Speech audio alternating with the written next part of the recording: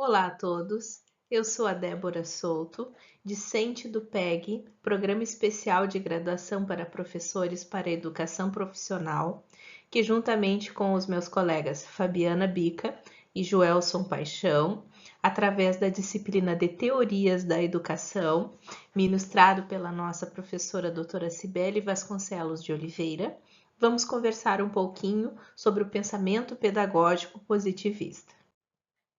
Vamos compreender a base filosófica do positivismo e a sua influência na educação. Vamos analisar os principais pensadores do positivismo pedagógico. Os objetivos da nossa apresentação é refletir sobre as contribuições e críticas ao positivismo no contexto educacional e discutir o impacto do positivismo na educação brasileira. Nós estruturamos o nosso trabalho em 5 pontos. O primeiro, a introdução ao positivismo. O segundo, os princípios fundamentais. O terceiro, as contribuições de Auguste Comte e outros pensadores. O positivismo no Brasil. E finalizando, a quinta estrutura é sobre críticas e o legado do positivismo no Brasil. Então, o que é o positivismo? O positivismo ele surgiu logo após o iluminismo no século XIX, fundado pelo filósofo francês Auguste Comte, nascido em 1798, falecido em 1857.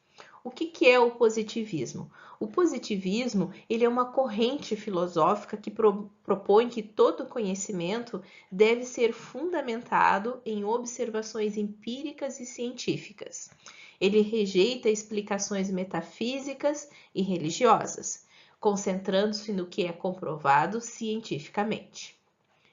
A filosofia positivista na educação.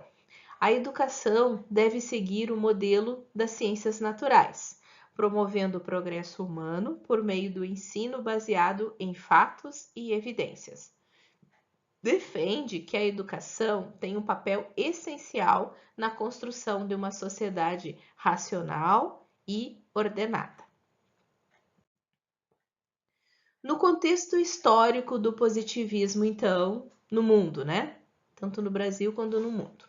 O surgimento foi lá no século XIX, surgiu em resposta às grandes transformações econômicas e sociais causadas pela Revolução Industrial. A sociedade demandava de uma educação que preparasse os cidadãos para um mundo em rápida transformação, baseada no progresso científico e tecnológico. A ascensão da ciência. Durante o século XIX, o avanço da ciência e da tecnologia influenciou profundamente a organização social e política. O positivismo reflete essa valorização do conhecimento empírico como forma de resolver os problemas práticos. Os principais princípios do positivismo. Então, separamos os conhecimentos científicos, a hierarquia da ciência, a neutralidade e a objetividade e o utilitarismo. Primeiramente, então, o conhecimento científico. O único conhecimento verdadeiro é o baseado em fatos observáveis. A educação deve priorizar o ensino das ciências exatas e ciências naturais. Esses são os princípios, né, dessa pedagogia. A hierarquia das ciências. As ciências, elas são organizadas em uma ordem de complexidade crescente. Matemática, astronomia, física, química, biologia e sociologia. A educação deve seguir essa hierarquia. O princípio da neutralidade e a objetividade. A educação, ela deve ser neutra, livre da influência ideológica ou religiosa, focando apenas em fatos comprováveis. Então, ele pauta numa sociedade de uma forma evolutiva e extremamente crítico às religiões. E por último, a gente tem o utilitarismo, que é o conhecimento transmitido deve ser útil para a vida prática, formando indivíduos capazes de contribuir para o progresso da sociedade. O positivismo na educação. Então, a educação como um instrumento de progresso. A educação deve preparar os cidadãos para contribuir com a ordem social e o progresso econômico e científico. A ciência é técnica como base. O currículo deve ser centrado no ensino científico e técnico, com pouca ênfase em disciplinas humanísticas ou artísticas, vistas como disciplinas secundárias. Objetividade e disciplina. As escolas positivistas priorizam uma educação estruturada, com ênfase na disciplina, na ordem e na neutralidade científica. E por último, a exclusão do subjetivo.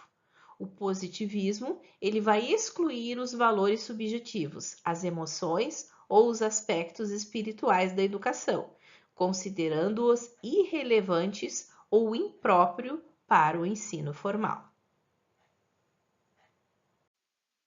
Características da pedagogia positivista. Educação como ciência. A pedagogia é vista como uma ciência e com métodos objetivos sistemáticos de ensinos baseados na observação e na experimentação.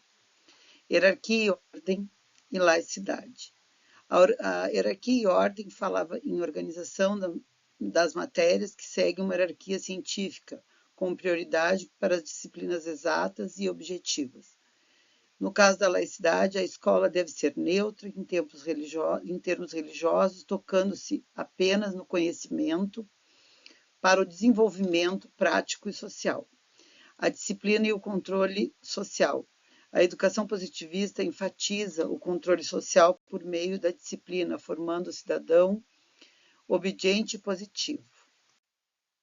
Então, agora vamos falar de Auguste Comte, o grande fundador do positivismo, né, francês, que nasceu em 1798 e morre em 1857. É importante saber essa data de quanto ele permaneceu aqui conosco, até para entender como ele pensou o positivismo, né? E fora isso, a sociologia como uma disciplina científica.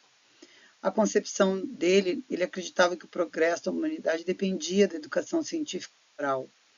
Defendia a educação que deveria promover a harmonia social, baseada no ensino de ciência, religião da humanidade e uma filosofia moral, a qual substituía a religião tradicional, né? Então ele veio como uma coisa nova, né? Depois do iluminismo vem o positivismo com esse frescor, né? Pensando, se contrapondo à religião tradicional. E o grande legado que ele deixa ele elabora, né, diretamente a teoria pedagógica, com as suas influências profundamente educação positivista, especialmente na França e no Brasil. Um dos pensadores, John Stuart Mill, com a sua breve biografia, né, ele nasceu em Londres em 1806, morre em 1873, era um filósofo influenciado pelo positivismo, defensor do empirismo e do utilitarismo. As suas concepções educacionais. A educação deveria formar indivíduos capazes de pensar criticamente, com base no conhecimento empírico.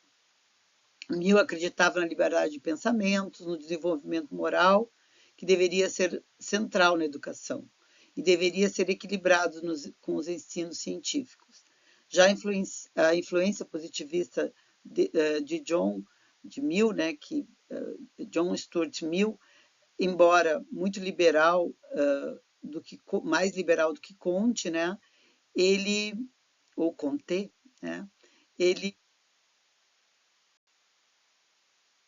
indo para o progresso social. Outra contribuição foi de Émile Zola. A biografia dele, ele é francês, né? Nasce em 1840 em Paris e acaba morrendo em 1902.